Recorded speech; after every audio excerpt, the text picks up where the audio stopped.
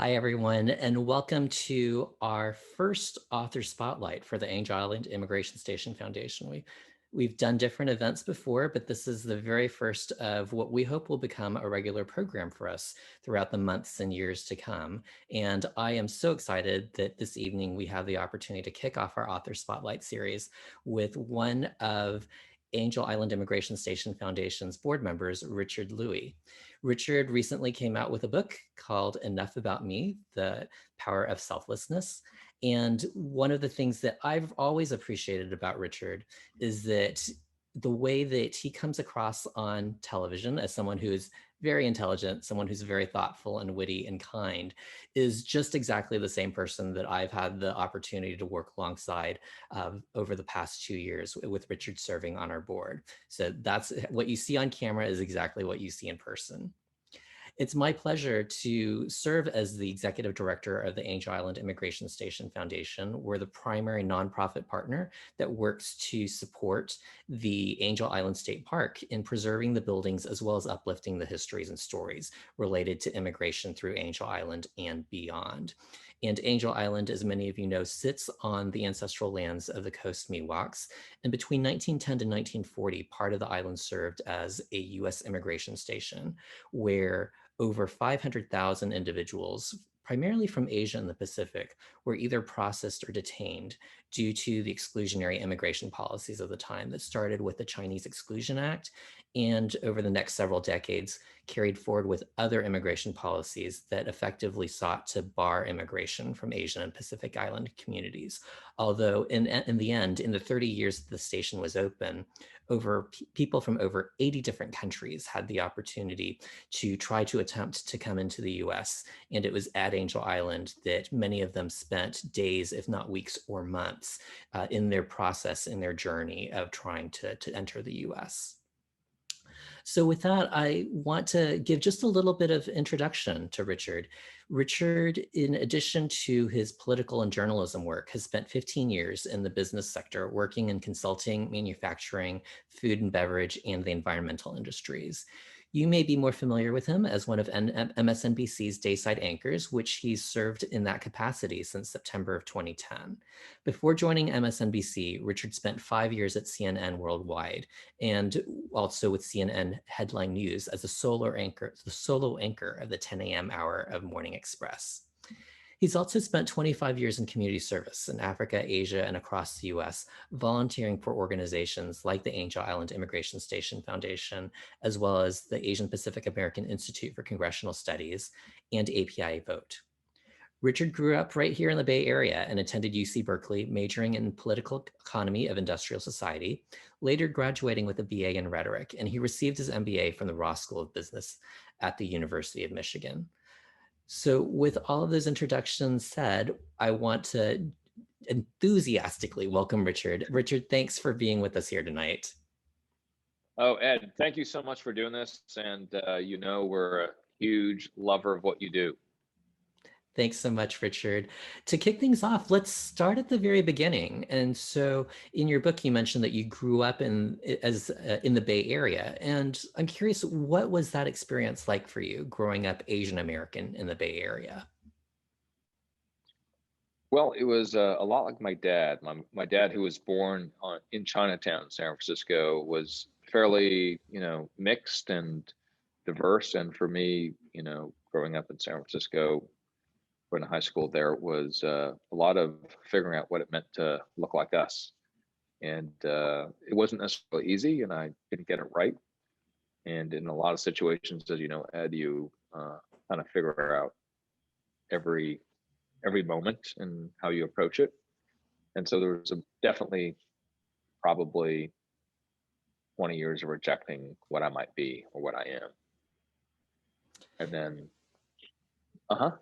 I was just going to say what you just said really resonated for me. Growing up in Texas in the 70s and 80s, I definitely felt like an outsider as an Asian immigrant. And there were times where I wondered to myself, what would it be like if I was an Asian? What if I was Caucasian? And I'm curious if that was something, given the significant Asian community that's in the Bay Area, if that was something that you might have experienced as well. It's interesting because growing up in San Francisco, we have a very large, or had, when I was growing up, a very large AAPI community, but nevertheless, I still wanted to be white. Um, and I didn't understand why. And so I think it's indicative, and I'll go wide before I go local again, why our 50 origin, countries of our API community, why we don't necessarily know each other so well. But yes, I did push back. I did question everything. And in the end, I realized I was very wrong for not, wrong's the wrong word. I would say I was definitely on the journey that I needed to take to figure out what it meant to be what I am. So yes, you hit it right on the head, Ed. I think it's not an uncommon experience for many of us who grow up Asian Pacific Islander in the US. Again, in Texas, I definitely experienced my share of hearing racial slurs directed at myself or at my family. Was that part of your experience? Occasionally, um, even without that being the dominant factor in the discussion that we're talking about, which is accepting what you are. I mean, ethnically, it happened. And I remember when I was going to school across the bay in the East Bay, and I was told to go back to my country. And I completely, I was told that when I was 18, and when I was working at Mrs. Fields Cookies and Pier 39, I remember going, "What are you saying?" Like I was completely perplexed. What do you mean, go back to my country? So when it happened, I guess 6 years later in Berkeley, it particularly made me very upset, and I was very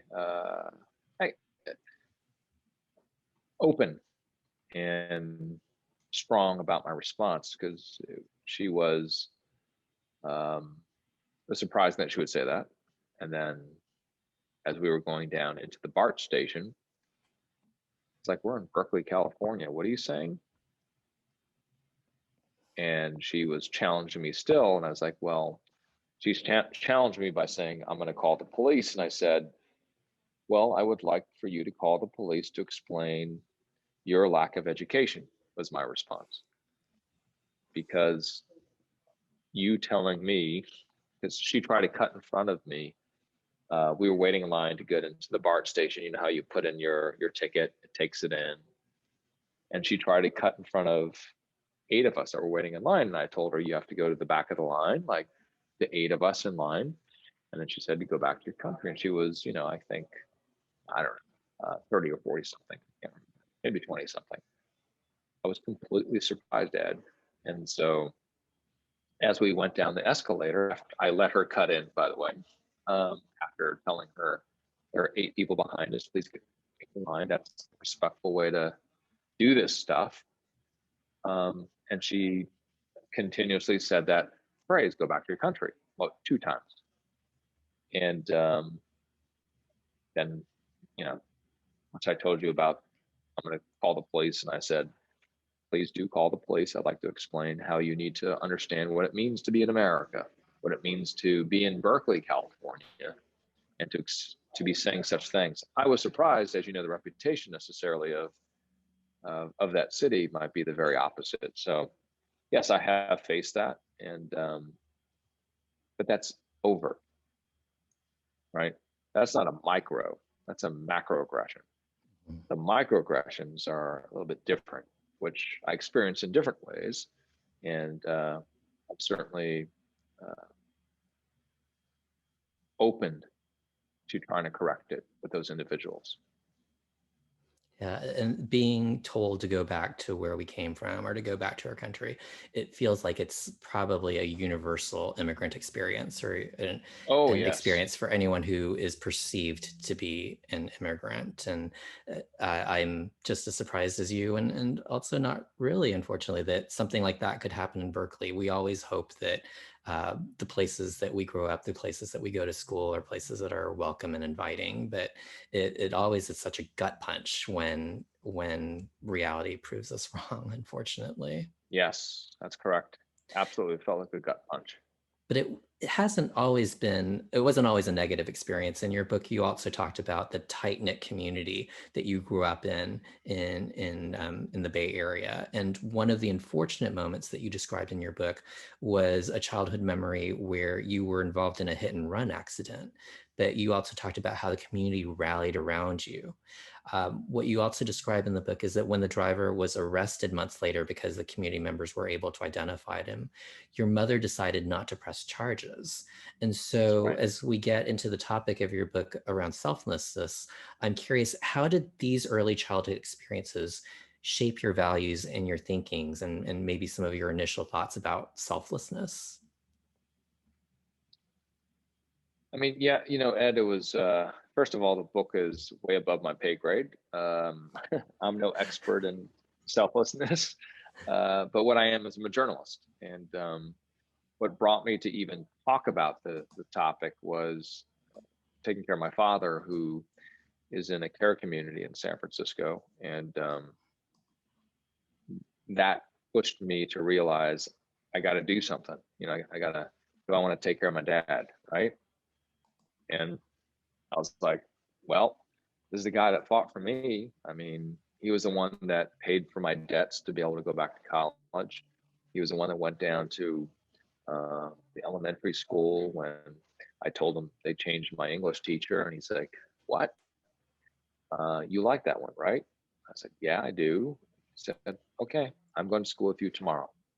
I mean, when I was being bullied as a little Asian kid in elementary school, and um, so my dad would tuck me in every night and say, "How are you doing?" And I was like, "Yeah, I'm okay." I told him, I was getting pushed around a little bit. You know, he said, "Well, do you want to defend yourself or not?" I said, "That's a big question." Okay, think about it. Uh, and then, 2 or 3 nights later, he came back and he said, "Well, did you make up a decision?" And I was like, "Yeah, I don't think I like being pushed around. It's not the best thing." And he said, "Well, I got an idea.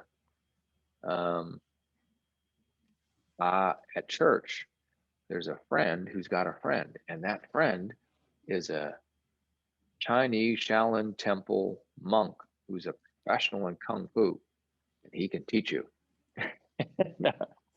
And I was like, well, I'm being pushed around because I'm the Kung Fu kid, and you're going to teach me Kung Fu. Um, it was, I didn't know the joke behind that one until like later in life, but I did say yes, and that changed it. So when the tables turned, um, and when my dad could no longer talk or walk or eat like you and I eat, he has a stomach tube. I knew that I would fight for him. He taught me how to fight, and so I should fight for him. And the way I fought for him was to change my career and walk away from what was an 8-day-a-week job and start to work 3 days a week, thanks to my boss, who was very selfless. Because when I walked in her office, in journalism, we typically have an 8-day-a-week job, meaning we are always working. And I thought when I was going to walk in that she would say, well, we like you, Richard. You're a good guy, but, right, square peg, round hole. And instead she said, I'm taking care of my mom in Florida. And let's you and I figure out a solution together. Mm. And so she created a solution that was absolutely different than most people in the job that I do. She exhibited selflessness. And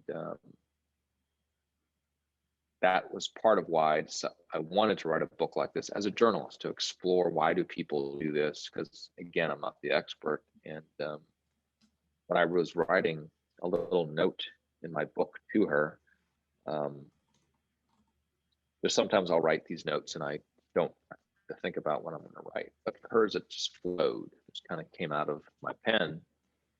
And I said, "Dear Yvette, thank you for changing my life." She did not think she would be doing that by, working with me over the course of 8 to 12 months to figure out a solution. but she did. And I'm forever grateful. And so when her mother passed away a month ago, and because of COVID, I could not see my boss, but I certainly wanted to reach out. I wanted to hug her. I wanted to thank her. I wanted to thank her mother who gave her that inspiration to be a great person, to make the right decision at the right time. So it's all these sort of inspirations of people that I get to meet along the way that kind of pushed me to do this little thing with the book, enough about me. There's a little tongue in cheek about it, um, which is the idea we can figure out, uh, how to do little things to think about other people.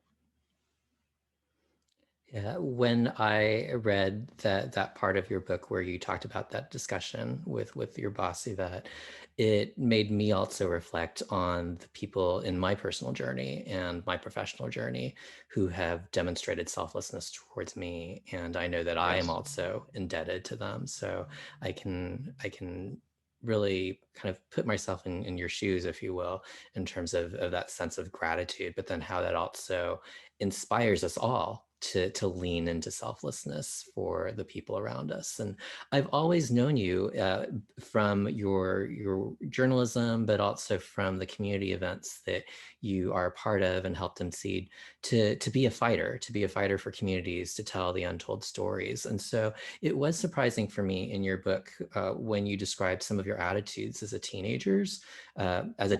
towards newly arrived Asian immigrants, because that's not how I see you think now. That's not how I know you. And so, can you share a little bit more about what you were thinking, and how did you come to expand your thinking? Mhm. I think the big expansion point was when I was at CNN. And so there was the catastrophe at Virginia Tech where an Asian American killed many, many college students. And we were trying to understand who was this person, what did he represent. And I was the only Asian, reporter on the floor. And I didn't really understand. I mean, I understood Korean American culture, but I couldn't report on it per se. And that was a moment that was sort of, well, if you're the only guy that is from this community of 50 origin countries and over 100 dialects and languages, regardless of that complexity, it was my obligation to lean in and try to understand it. And that was the watershed moment that uh, started the I got to know what's happening. Um, and so when I was standing on the mall in Washington, D.C. in 2008 for CNN, reporting on the first African American, first minority president in our history. And I got up at like 5 a.m., 4 a.m., I can't remember. I took the train in. It was like there was no space. And I was in Virginia taking the train in. And, I had a media pass in the whole 9 yards, but it still took me forever to get to my location, which was right in this smack dab in the middle of the mall. Um, then I got there, and it was just amazing to see the people that wanted to come here for that experience, right? Um, Talking to mothers and fathers who brought their 5 children. And I talked to them and say, "Why are you here? And you've brought all your children. Where'd you come from?" Right? I had my microphone out. And they said, "We drove in from Ohio. And we arrived last night at 12 p.m. We slept in the car. We got out of our car this morning, and we're here today on the mall to celebrate an amazing time in our history." And so, yeah, as difficult as the job is, there's all these amazing opportunities that inspire. I think what Angel Island Immigration Station Foundation represents, which is um, the new stuff, right? The new and the old stuff, but the new old stuff and the old new stuff. And so it's with that sort of spirit that I think I approach. I mean, for your question, this idea of what might be different and what might be new. And those families, I can still, like when I was telling you right now, Ed, I can see these families because I was there for them. Even though my intention was to be there at 6 because there's so much traffic. I was there from 8 until 8 a.m. to 10 p.m. that night. Wow. I wish I could remember that spot. There's something so powerful, right, about being able to experience history or even to see the communities and families that we're part of represented in how history is told, or how stories are included in the media. And you'd mentioned this particular CNN story that you had an opportunity to conduct back in 2007, where you filmed a story about Paper Sons in Angel Island, and you mentioned that in the Stories That Stick chapter of your book. I do. Yeah. Can you walk us through what it took? What did it take to get CNN to allow you to do that story, and what was the experience like for you personally reporting on that story Yeah. about Angel Island? Yeah. I mean, Ed, you know, that's one of my favorite stories. It's one of my first stories. '07. I don't even think we had running water back then. But yeah, here I was, I guess I was, 2 years in on my career. And so I hadn't pitched any Asian American stories, and I didn't do it because, I didn't want to be pigeonholed like this is all I am. And so that was one of my first, but it was one of my proudest uh, because, there's a whole group of Americans that came to the United States, which is, you know, look, I'm speaking of the guy that knows more about this than I do as the executive director of Angel Island Immigration Station Foundation. But thank you for, humbling me on this story, um, which was about those who came to America because of the Exclusion Act, the Chinese Exclusion Act, and the way they circumvented that first and only racist law in our history to exclude anybody who was Chinese. And I wanted to tell a story about it. So I went to Chinatown, San Francisco, and I interviewed Erica G. And she took me through her grandfather's journey of how his tombstone had his name in very strange ways. And the reason why his name on his tombstone was presented in very strange ways is because he bought the name G. And it was because at the time, as you know so well, you were not allowed to come to America if you were Chinese and not wealthy. So he bought the name G.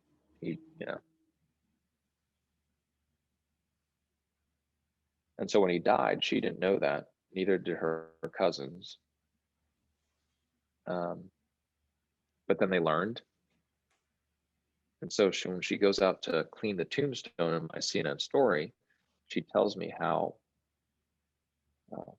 this class of 1 million or more Chinese in America have gone through that, where their real name or fake name, G in her case, is in English and their real name is in Chinese on their tombstone because they took their secret to their death, afraid of sharing it with others.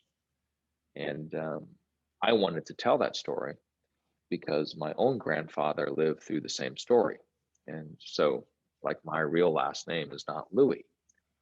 My real last name is Wong.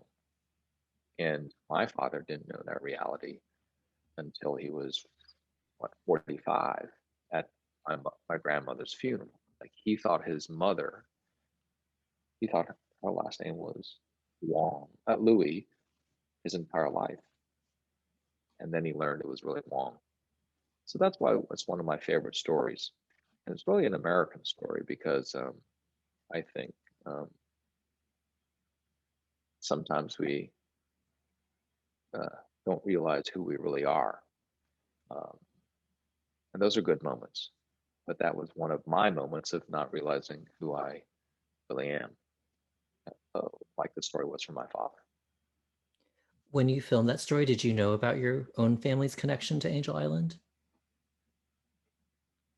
I did. I did. So it made it even much more personal for you. Oh yeah. No, and it was a long story. It was I edited it down to, was it 6 minutes? I can't remember. And by TV standards, that's like a long time. 2 minutes works, but 6 or 7 is a bit much. So I want to remind folks that if you have questions for Richard, please feel free to type them into the question and answer box, and we'll try to take as many as we can throughout tonight's evening with Richard. I do want to move into a little bit more about your book, Richard, and the Unexpected Power of Selflessness. We're right in the middle of Asian Pacific American Heritage Month, and it's typically a month where we come together to celebrate our community's diversities, our histories, and our accomplishments. Yet this year feels really different, with over 6,600 reported incidents of anti-Asian attacks that have occurred across the country. These attacks aren't new, right? So in your op-ed for the San Francisco Chronicle, you actually shared that your own father was pushed to the ground 5 years ago, and you admitted that you said nothing. And in that op-ed, you wrote, quote, "Tell your stories, everybody. No matter your color, your language, your family, your love, tell it loudly. We need to understand America's birthright is about others, about selflessness. This land is made for you and me, and this too. Share stories of folks not like you, the ones who inspire." Why is it so important, especially now, to tell these stories? Mm. Ed, it's been important to tell a lot of time for many of our uh, for many of our American years. I think today, because we're living through what I think is a horrible time, that for our community, it's been very difficult. I was in Atlanta yesterday doing a what's happening 2 months later after that horrific attack that ended up in 6 Asian women dead. And I wanted to do that story because this Saturday is the 2 month mark. And the issues were often forgotten and not seen. And I got to do my little bit. And so when you ask that question, the reason why we need to talk about it is because people forget. And what I was really heartened by was I got to go into the homes of two of the victims, and their children walked me through to show me where their mothers lived. Um, and for me, that's sacred ground, right? I'm going to let you in, some stranger, Richard, into the place where my mother lived and existed and, laughed and cried and slept and ate. And those stories are super important to tell. So when you asked about the timing, I think the timing is very important that we um, openly talk about this, no matter how painful or joyful or complex or simple. And if we don't document this, if we don't put it out there, it will be forgotten. And so the foundation is important that way, in that it says, see, it's real, it's physical. Look at the carvings on that wall. You can't tell me it's not real because it's right there. And my small attempt by telling the stories, as I will about this 2 months later, is to effectively attempt to put more carvings on the wall. We must not forget them. We must learn from them. So that's why when you ask the question of why it's important now, it's important for us to not only be vocal about it, but be vocal in a way that is more indelible, more lasting. Um, I was in the Smithsonian earlier today. I'm in Washington, D.C., and that's why I have this crazy background. And I was filming a piece for Asian Pacific American Heritage Month at the Smithsonian. And it's those institutions and those ideas of saying we're part of that narrative, that American narrative, and typically we're not. And so I was very honored to, as a member of the Asian American Journalists Association, to volunteer to tell that story. And when we can see more of that fabric reflect the Asian American Pacific Islander fabric, we're moving forward.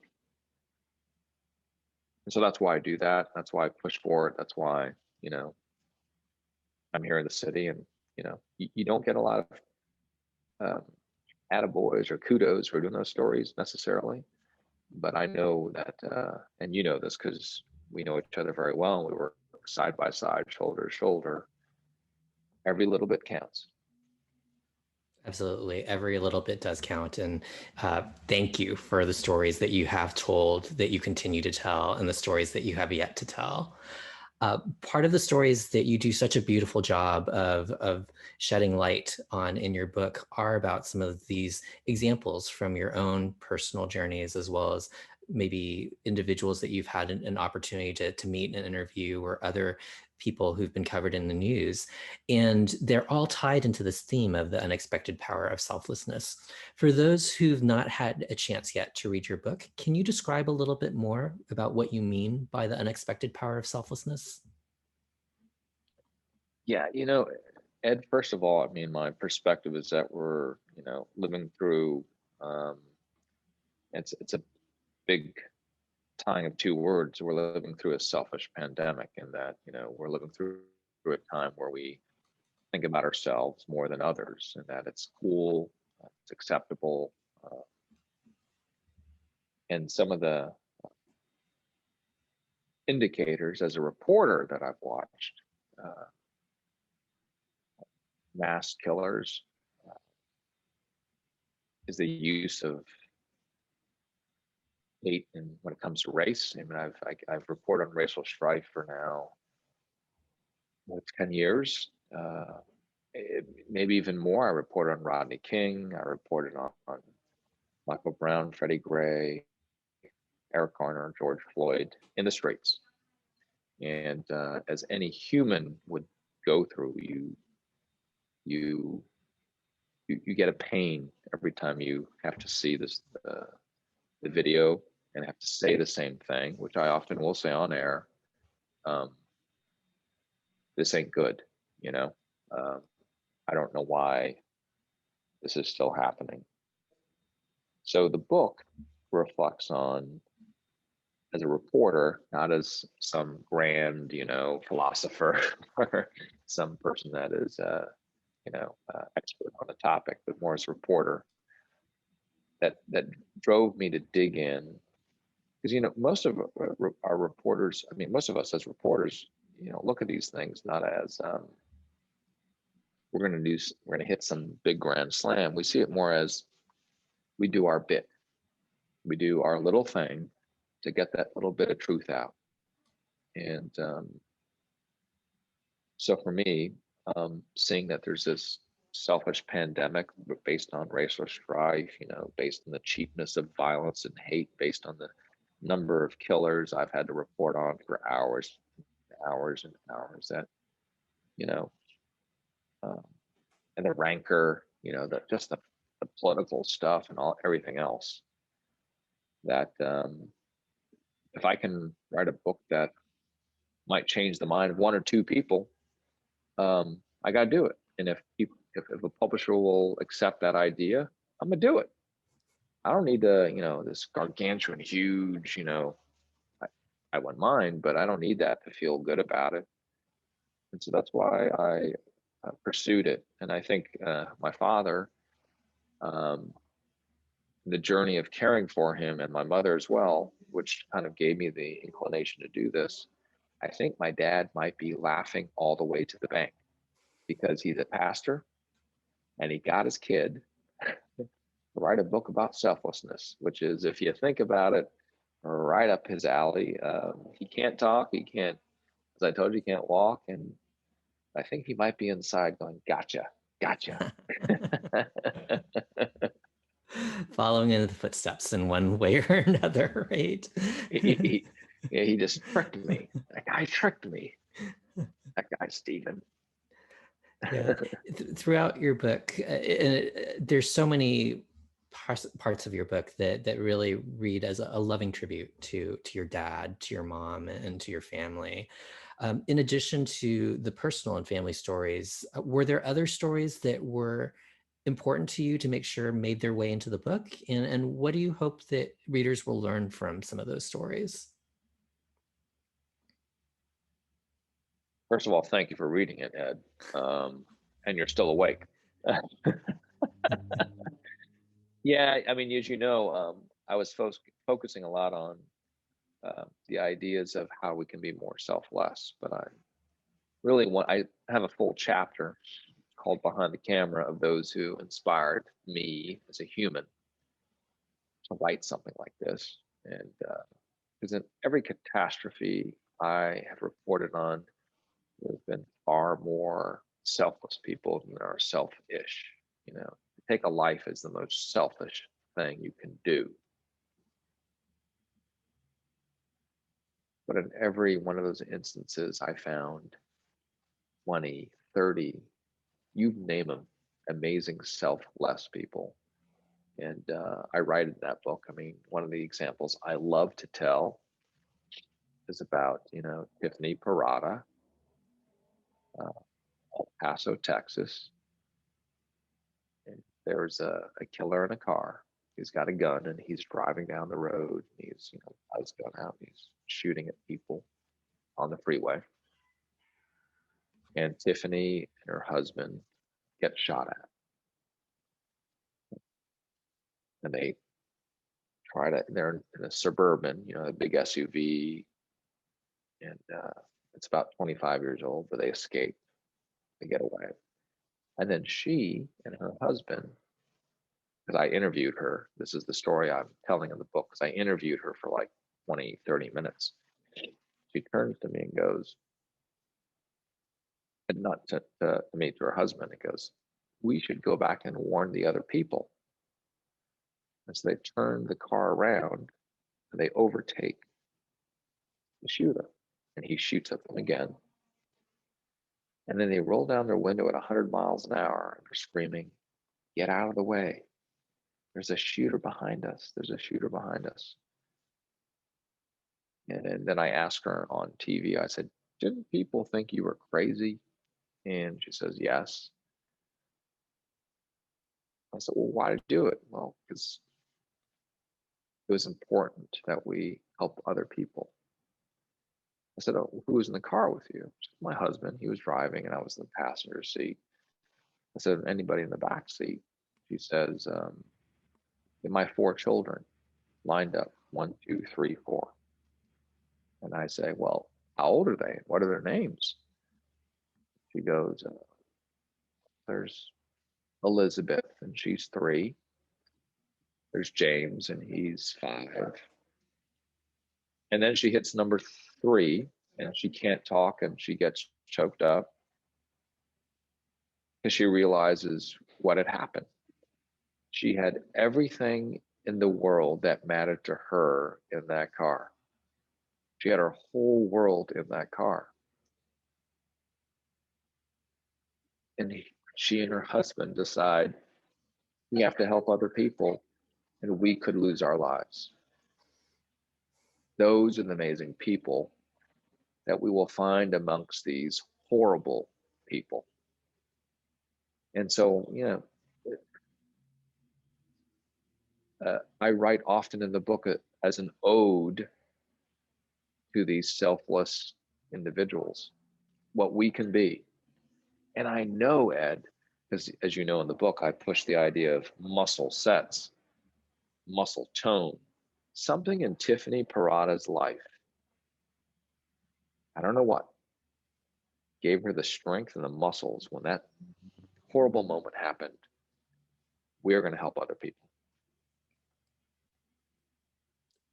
I can't even imagine being in the car with my husband and with 4 kids, and to make that type of selfless choice that she made. It truly is an inspiring story. One of the Those are other the people that are all around us, Ed. and those are the people that we need, whose stories we need to hear more of, so that we can see the light and the common humanity and the good parts of the world around us. One of the other powerful stories, and you spoke to it a little bit earlier in today's session, is that truly resonated for me, was your own story about your own dad's Alzheimer's diagnosis, and the tough choice that you made to fight for him when his condition started to worsen.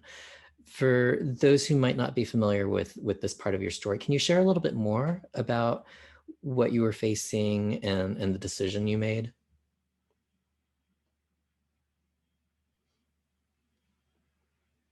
Yeah, I mean, many of us are facing this all across the country, and there are 53 million family caregivers in our country. Yet it's not part of our culture. Like, we don't talk about taking care of a family member. We don't know where to get our resources. And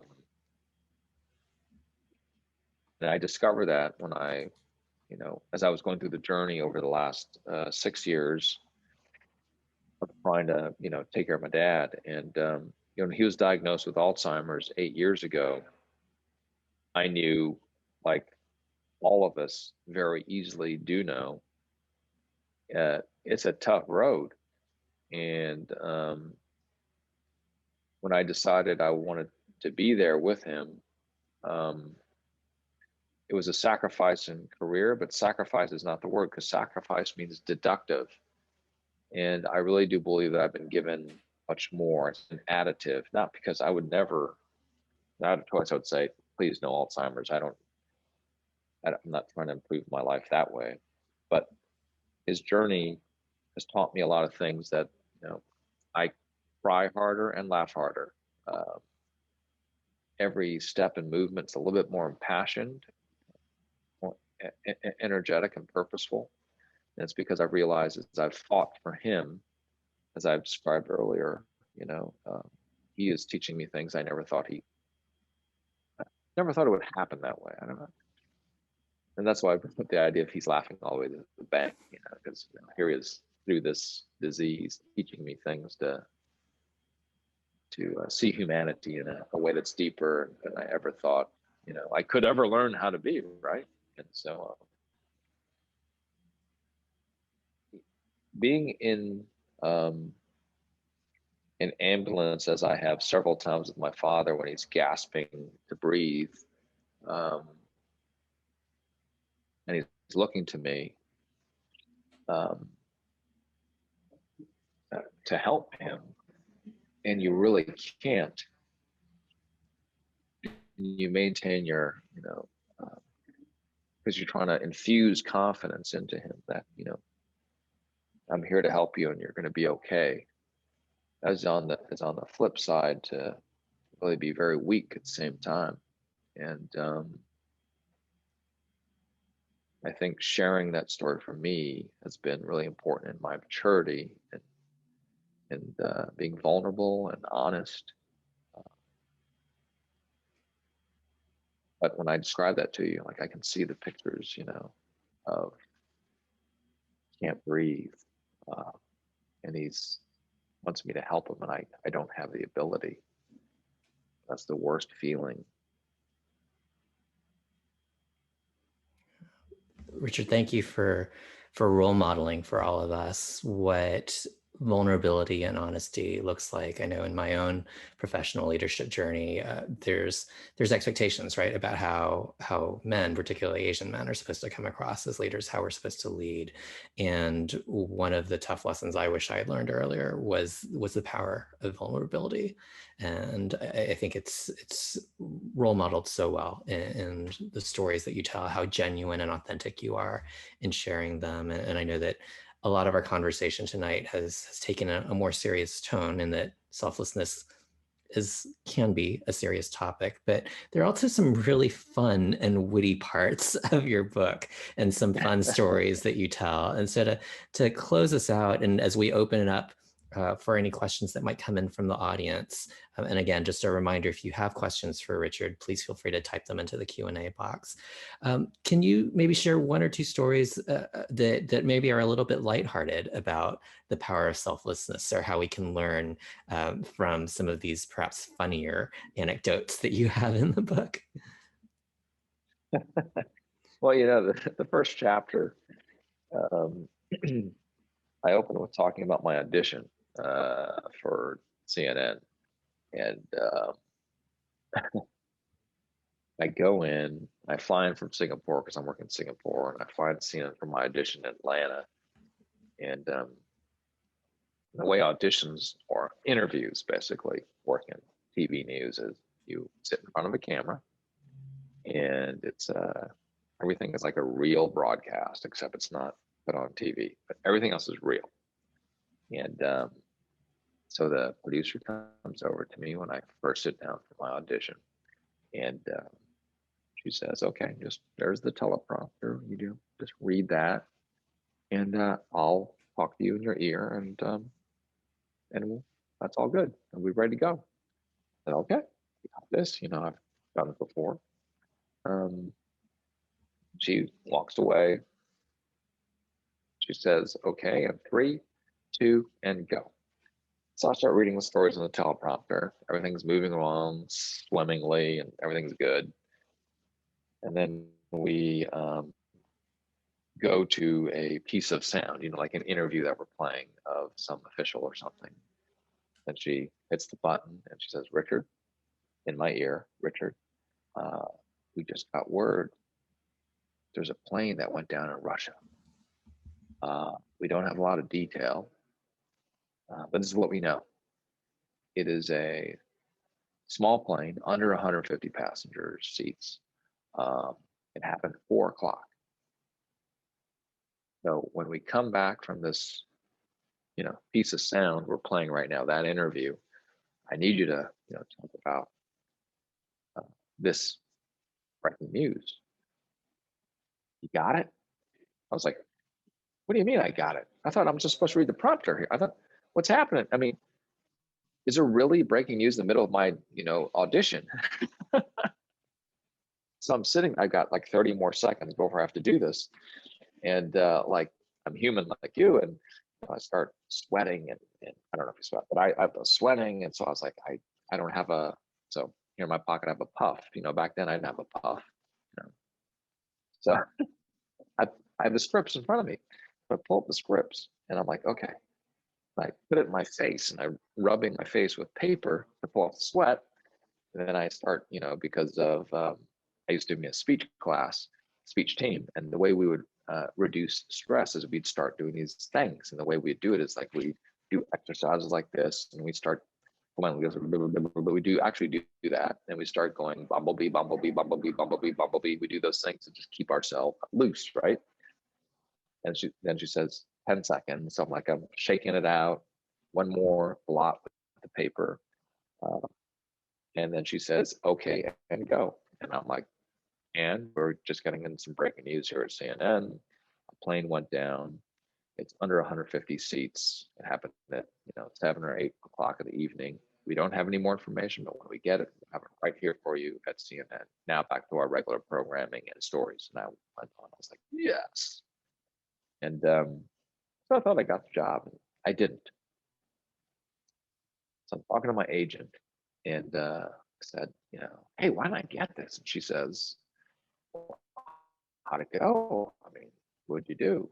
And I said, well, I told her the story I just told you, Ed. She says, well, I know why you didn't get it. And it wasn't because of the tuna, bumblebee tuna. It was because what you do off camera is what they're watching. Like, that's the important thing. Like, what's the, you know, not what's, on tape, what's being broadcast, is what's off camera, like what you do. And I begin the book that way because I think life is about what we do off camera. That's what counts. And selflessness is most often off camera. And that's the right thing to do. It's definitely the right thing to do. And I always learn something when I have the chance to speak with you, Richard. I just learned today the power of the puff. I need to go out and get a puff for my future speaking engagements. We did have a question that came in from the audience, Richard. The guest wanted to know, do you remember your first visit to Angel Island? And can you describe what your experience was like? Mm. You know, the first visit was for my story for CNN.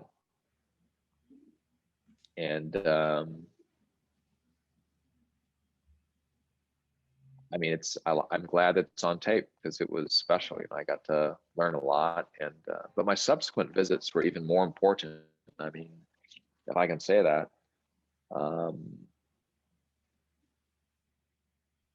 When the board at the time, the team that has been there, and I remember speaking with Grant Dinn and Buck at the time, and there was the memorial wall. And so I got I sent an email, by the way, my dad's from 13 siblings, and that's the illegal pathway is my father. And I said, they're doing a memorial wall and I want to own this. And let's put our grandparents' names on the wall. I said, I don't want it to be from me. I want it to be from all of us. And you can put in $1, I said to my 90 cousins, or you can put in $100 or $500. I don't care. But we must not forget what they did, nor what it means to us. And we gathered the process. We worked with the Angel Island Immigration Station Foundation at the time, and we put in the names. And we didn't know some of the answers. We had to find the answers. My grandfather coming on the USS Asia, not a very unique name for a man coming from Asia, but there was the boat. He came over, I guess, in 1903 or 04, and his name read, Louis Lee. His real name is actually Wong Lee, but he put down Louis Lee. And we were able to state to the public and to our family that they came over as paper son and daughter. And I wanted my cousins to come along with me in that journey and acceptance and hopefully action to hold dear to our hearts and to what we do and what we think and what we teach the people that we love, that that is an important part of our country. And so there sits now on Angel Island that plaque that has the two names that says they came over as paper son and paper daughter. And my uncles and I invite all the uncles and all the nephews and nieces to come over for the ceremony that happens, which you're familiar with. And it's the first time we actually gathered to openly talk about that past.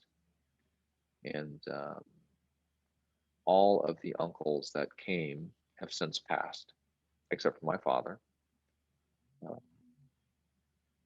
But there it stands, that plaque. That represents one of many, as you know, stories that are important to our community, but are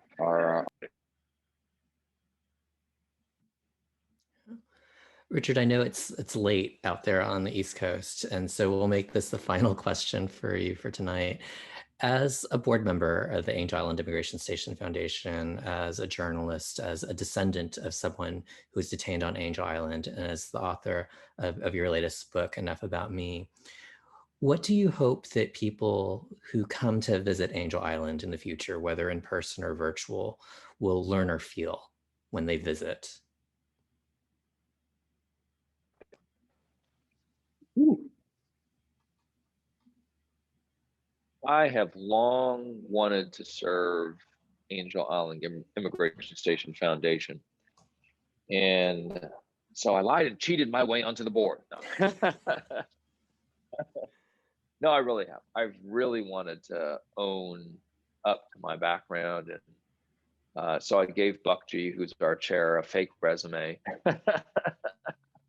But in reality, I have wanted to serve this organization, this foundation. And I think it's not only because of my own journey and my grandfather's journey, a poor farmer coming from southern China who came here, not wanting his children or me or anybody else in his family to be a poor Chinese farmer. And I never met him because he died before I got to meet my grandpa. Um, and but I do often when I'm, in interviews or in speeches, I'll say, "Thank you, Grandpa. I never got to meet you. You came here so I would not be you. And I'm not you. I'm not necessarily proud of that specific fact, but I thank you for that idea because here I am as a national news anchor, only 2 generations after you took the risk to get here through Angel Island Immigration Station Foundation as the Angel Island Immigration Station. That's the amazing story of our country. And so I would hope folks that have any moment to get onto that great land, that little island in Northern California, will see the Ellis Island of the West as equal, different, special in its own way. And, I think our country's built on the idea of really embracing the other. Right now, we may not be in the space of embracing the other. But if we take that journey, take the ferry, go up the hill, I think it might get us closer to that important idea that, has been there since the founding. And that's my simple little hope. If you have one touch point with the Angel Island Immigration Station. Thank you for sharing that, Richard. Thank you for sharing your stories and for your continued leadership for Angel Island, as well as for the broader Asian and Pacific Islander community, as well as for other communities who still need to have our collective stories and histories and voices heard, and for the important role that you play in helping to uplift them. If any of you are interested in getting a copy of Richard's book while also at the same time helping to support the Angel Island Immigration Station Foundation, then you can go to this link. We'll also type it into the chat box and make a donation to Angel Island Immigration Station Foundation of $50 or more, and you'll also get a copy of Richard's book. Another way that you can support the Angel Island Immigration Station Foundation is we do have 2 VIP in-home fundraisers coming up on May 27th, Dumplings and Drinks, featuring Chef Leo Liang of Dumpling Time, as well as Sushi and Sake on June 1st with Executive Chef Jackson Yu of Omakase. So you can go to the link that you see on the top of the page there, and we'll also type that into chat to find out more information about those 2 fundraisers. And Ed, how can you go wrong on those 2, huh? Exactly. But Dumpling Time has been rated some of the best dumplings in the San Francisco Bay Area. And Omakase is one of the Michelin-starred sushi restaurants. So this is high-end, delicious sushi with fish that's imported directly from Tsukiji Fish Market in Tokyo. So definitely can't go wrong with either one. Something else you can't go wrong with is if you are intrigued and want to learn more about Angel Island, one of the latest digital online exhibits that we've launched in partnership with Angel Island State Park and SciArc is what you see on the screen. This is a 3D virtual exhibit that's narrated by one of the longest serving park interpreters on Angel Island, Casey Dexter Lee. And in it, she takes you through two of the rooms of the barracks building that were virtually recreated through laser scanning, high resolution digital photography, and for some of the outside shots, even drone footage. So definitely check that out. That's one of the best ways to visit Angel Island. While all the buildings are still closed, you can still visit virtually. And then finally, the last exhibit that we just launched was a partnership with Google Arts and Culture. So Angel Island Immigration Station Foundation now has its own Google Arts and Culture page. And on that page, we've already uploaded over 165 different artifacts and photos connected to Angel Island. So we encourage you to take a moment to go to Google Arts and Culture and just search for Angel Island, and you'll find some of these stories and these pictures. Many of them belong to California state parks. And so it's with their generosity that we're able to share some of these pictures. And finally, we want to invite all of you to come visit the new Angel Island Immigration Museum. And Richard, you're definitely included in that invitation. We hope that the museum building will be opening later this year once COVID-19 restrictions allow us to do so. But in the meantime, definitely please stay connected with us through either our website or any of our social media handles so that you can find out about future author spotlights as well as future programs and events featuring amazing Asian Pacific Islander and other immigrant leaders like Richard.